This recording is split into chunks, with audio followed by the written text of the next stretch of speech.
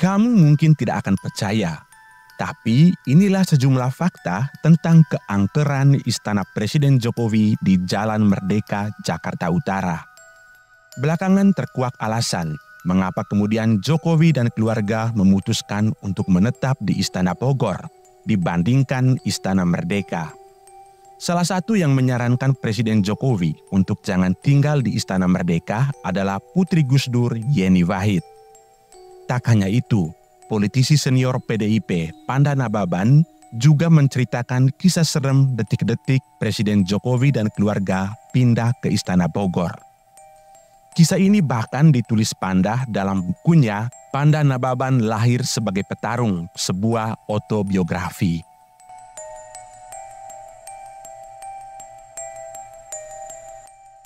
Ada cerita unik ketika Gus Dur sekeluarga pindah ke istana. Mereka dihentikan di pintu masuk dan diberitahu bahwa mereka harus bernegosiasi dengan roh halus penjaga istana. Mereka yang percaya segera yakin istana ini ada hantunya, terutama sebuah kamar di ujung ruang utama.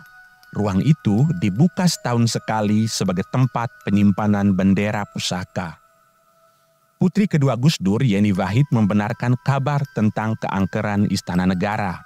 Dia bahkan sempat mengingatkan Presiden Jokowi yang kala itu baru dilantik menjadi presiden pada tahun 2014 lalu bahwa bangunan di istana mempunyai hawa mistik. Istana memang serem, ada beberapa ruangan yang tidak nyaman. Menurut Yeni, Gus Dur sempat beberapa kali digoda makhluk halus. Pernah satu kali, Gus Dur sedang santai duduk di kursi. Tiba-tiba saja, kursi yang ditempati Gus Dur itu bergoyang sendiri. Lalu Presiden keempat Indonesia itu berbicara dalam bahasa Jawa. "Sudah, saya tahu kamu ada. Jangan ganggu saya ya. Kamu di duniamu, saya di dunia saya sekarang." Ujar Yeni menirukan ucapan Gus Dur. Karena itulah saat Gus Dur menjadi presiden, keluarganya rutin menggelar pengajian di istana. Namun kata Yeni, pengajian tidak mengurangi keisengan makhluk dunia lain di sana. Suatu kali Yeni bercerita, saat berlangsung pengajian, pohon beringin di halaman istana mengeluarkan asap putih. Tapi Bapak bilang, "Gak usah takut, mereka juga mau ikutan mengaji," kata Yeni. Yeni yang menempati kamar tidur di sayap kanan istana bersama adik dan kakaknya, lantas bercerita tentang gangguan yang dialami beberapa teman adiknya yang pernah menginap di sana.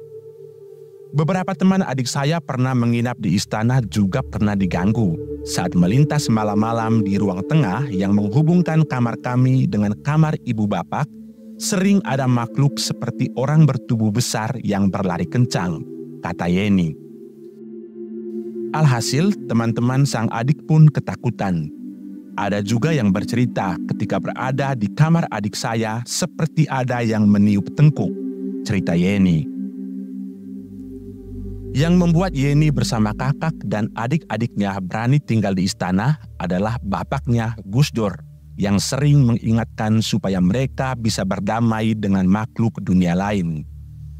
Ajudan Gus Dur, Munib Huda Muhammad, juga mengatakan orang-orang di Istana Merdeka benar-benar yakin ada hantu yang menghuni istana itu. Namun terlepas dari semua itu, dia melanjutkan, Gus Dur punya cara cerdas untuk mengusir keangkeran istana. Begitu Gus Dur datang, istana dibuka seluas-luasnya bagi masyarakat. Jadi orang-orang dibolehkan ke sana sehingga istana menjadi ramai.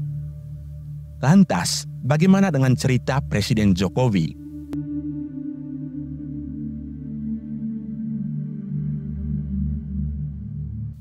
Presiden Jokowi ternyata mempunyai alasan tersendiri mengapa dirinya tidak lagi tinggal di Istana Merdeka. Jokowi merasa ada ketakutan tersendiri apabila dia harus menetap dan tinggal bersama istrinya di Istana Merdeka. Ketakutan Jokowi itu ternyata pernah diceritakan politisi senior PDIP Panda Nababan. Dalam bukunya yang berjudul Panda Nababan Lahir Sebagai Petarung, sebuah autobiografi, Panda menceritakan secara jelas kisah yang pernah disampaikan Jokowi.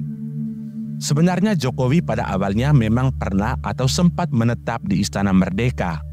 Akan tetapi pada akhirnya ketakutan itu datang menghampirinya, hingga dia dan Ibu Iriana memilih untuk pindah ke Istana Kepresidenan Bogor, Jawa Barat.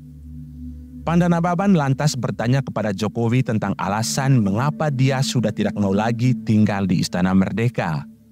Jokowi mengatakan kepada saya, dirinya merasa tidak nyaman dan tidak aman tinggal di Istana Merdeka. Kemudian, Jokowi mengaku merasa tidak betah lantaran meja hingga dinding di Istana Merdeka disebutnya bisa berbicara.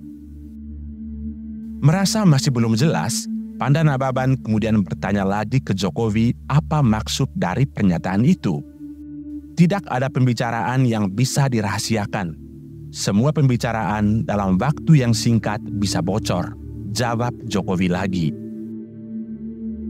Faktanya, hanya ada 2 orang yang pernah menjabat sebagai Presiden RI yang berani untuk menetap dan tinggal di sana. 2 orang tersebut adalah Presiden pertama, Presiden Soekarno, dan Presiden keempat, Presiden Gus Dur. Presiden SBY juga pernah menggunakan Istana Merdeka sebagai tempat tinggal, namun kemudian pindah ke Istana Negara sampai akhir masa jabatannya. Begitu juga dengan Presiden Habibie dan Presiden Megawati.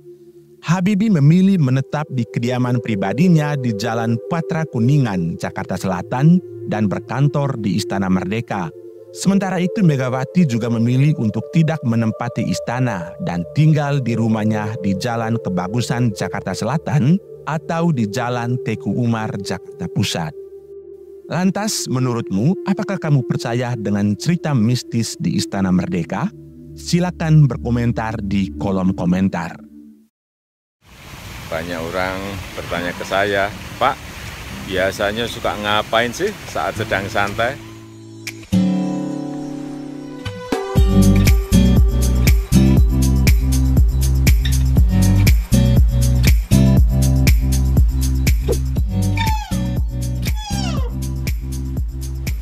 Sekarang saya bersama dengan rusa-rusa yang ada di istana.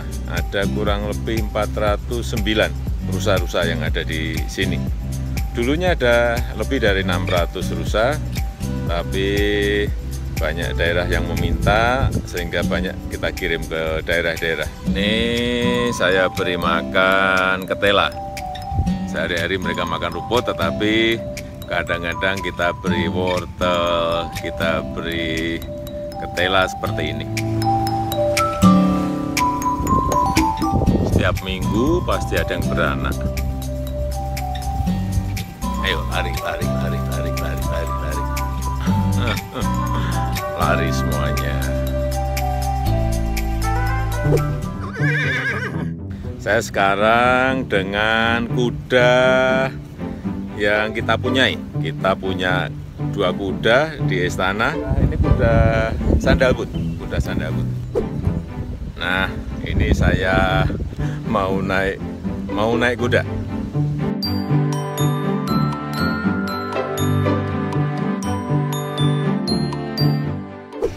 Kalau yang ini kudanya namanya Radabolo. Ini